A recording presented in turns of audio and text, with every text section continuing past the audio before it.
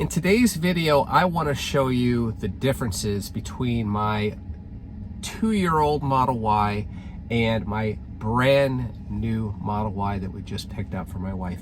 Now from the outside, aside from the color, the two cars look identical. However, Tesla has incrementally improved this car, and it isn't always apparent. Some stick out, some are a little more subtle, but I want to take you through everything that I've noticed that is different from this car to my first car. So when you are looking to either buy a Model Y or you're interested in a Model Y, you'll know that you can see how Tesla has continued to evolve this product line. So let's jump right into it. We're going to start out with the more obvious things, and these are in no particular order. And the first thing that you will see that's different from my Model Y, the original Model Y, is this updated center console that was updated about a year to a year and a half ago. And I have to admit that when I first saw it, I didn't like it, but it is a better center console in a number of ways. One, it's got the two charging pads and they're actually integrated in, and there's not a weird flip down cover like I have. It's also not made out of piano black, so you don't have to worry about getting a skin for it like I did. The front door, instead of being flip up, we have a slide. We do have an aftermarket shelf here that allows you to slide that up out of the way and down to get to the lower area. Cup holders are the same, and the rear armrest is absolutely the same. So the center console, in my opinion, is a big upgrade. The next thing that I want to show you is something that on the surface looks exactly the same, but it's not, and it's the screen and the back end computer. If I come here to software and about additional vehicle information, you will see that we have the updated computer, the most latest computer that Tesla offers. And I can tell you that from a peppiness point of view, from the time it takes to load a website to the time that it takes to load any of the media, this thing is super, super snappy.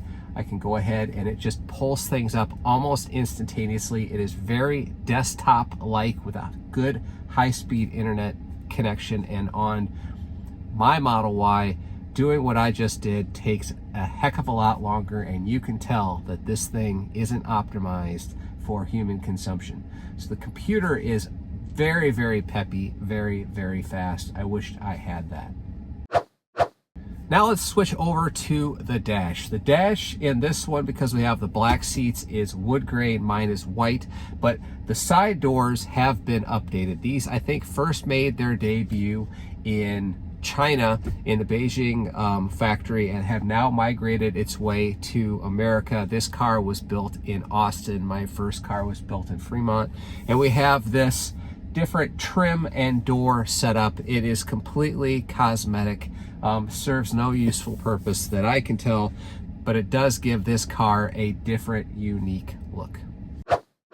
Now the rest of the differences are a lot more subtle, and I'm going to highlight each of them for you in no particular order. And the first one happens inside the glove box, which you want to open up. And inside the glove box, you will see that we have a USB port and a USB memory stick for Sentry mode. That is something that Tesla has added along the way. It is nice to have an extra USB port tucked up away and locked inside your pin accessed glove box. So if someone does happen to break into your car and tries to take the Sentry mode stick, they're not going to have an easy time doing that. So that is one nice feature there. The next update I want to show you is right here on the steering wheel. At first glance, the steering wheel looks identical to my Model Y, except the buttons here, instead of being rubberized, they are metal. So why are they metal? It's because this steering wheel is heated, and I do not have a heated steering wheel. They added that not long after I bought my car, and to activate it, we go ahead and turn it on, and you just put your hands on the wheel, and I can tell you that it warms up pretty darn fast. We're sitting here in October. In Iowa, it does get cold. Autumn is happening right now. The leaves are turning, and I'm sure my wife is going to make great use out of this nice feature. The next thing is happening outside the car, and it is right up here with the windshield wipers. The windshield wipers have been updated to improve the spray pattern of the windshield wiper fluid, which I will tell you is absolute trash on the first Model Y that I have, because it just squirts a stream in one strip. This has updated sprayers and does a much better job in covering the entire windshield with liquid. And on top of that, those windshield wipers are heated. Yes, they're heated. And I didn't actually know that until I actually got the car. And that is going to be really handy if you live in cold weather environments where your windshield wipers tend to get iced up. You can turn that heat on and break those wipers loose when you're toasty warm inside, letting your car warm up.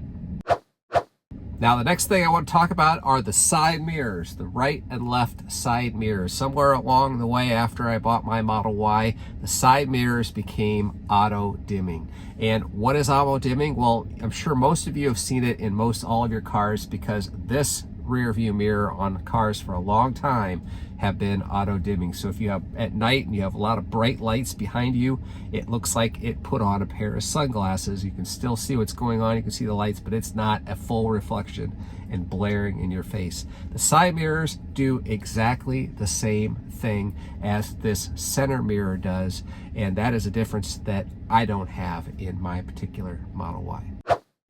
Now, this next feature is something that I really wished I had in my Model Y, because I have chronic allergies, have had chronic allergies my entire life. I'm very susceptible to anything outside that is growing or green.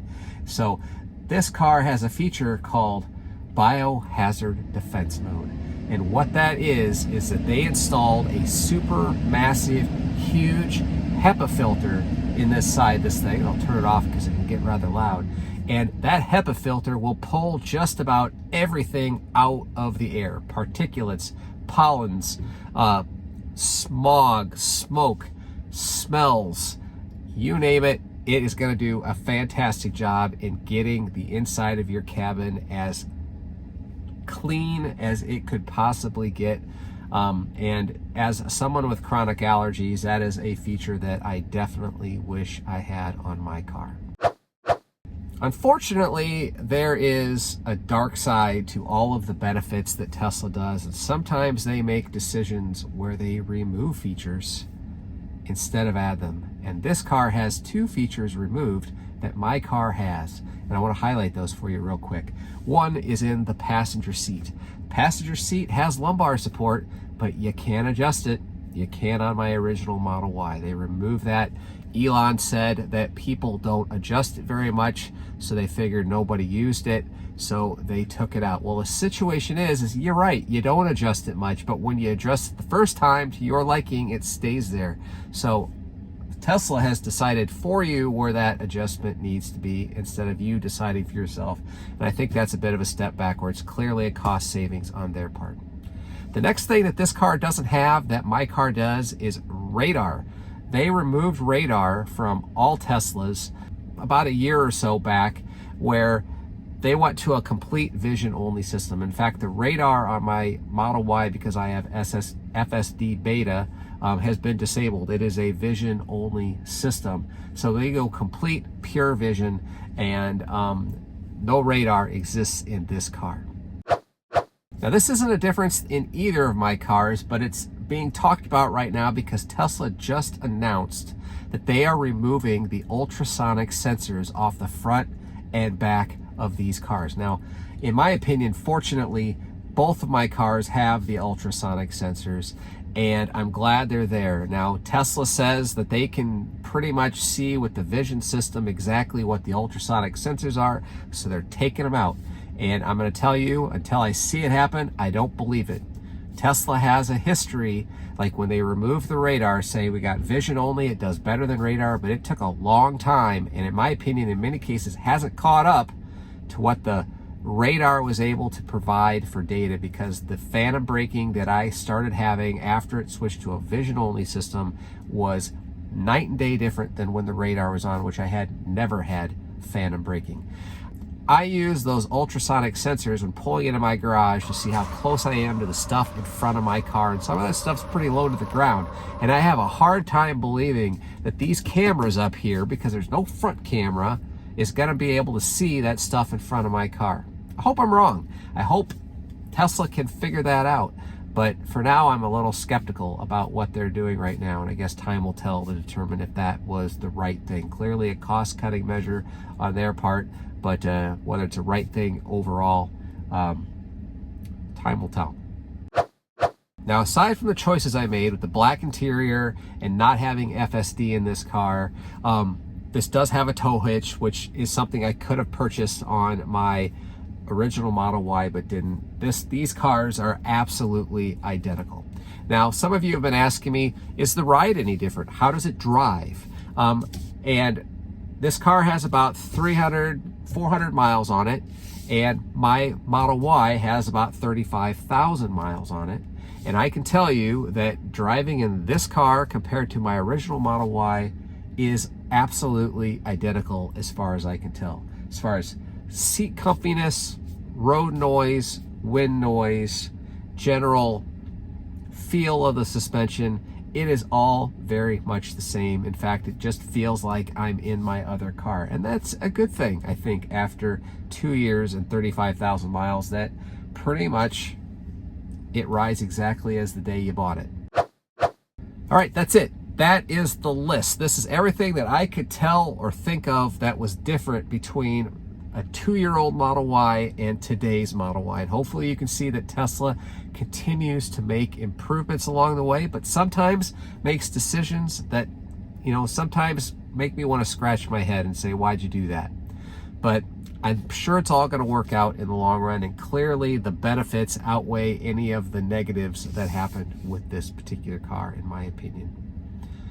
So hopefully you enjoyed this video. If you did, hit that like button. Even better, hit the subscribe button, because I have videos like this, review videos, road trip videos, FSD beta videos, how-to videos coming out all the time. Hit that bell icon if you want to be notified when new videos come out. So until the next video, safe driving.